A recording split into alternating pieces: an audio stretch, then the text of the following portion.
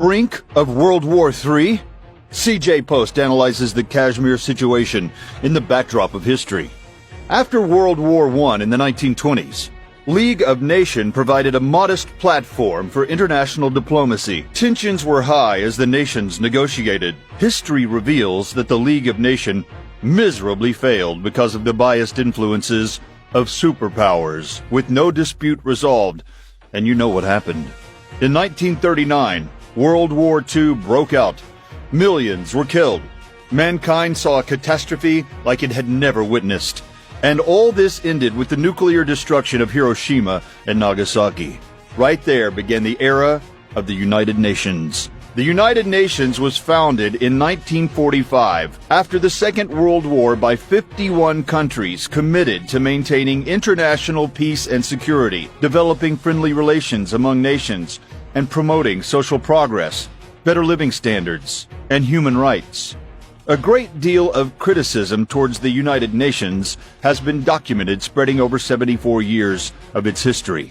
Among its top failures are the Serbian massacre of Bosnian Muslims, Rwanda, and Sri Lankan civil war, but the most lethal one is Kashmir.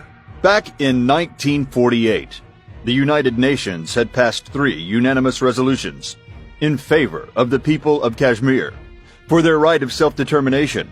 On the other hand, India has recently disregarded Jammu and Kashmir as a disputed land in shape of abrogation of Article 35A and 370 of the Indian Constitution. This has fumed Muslims all over the world.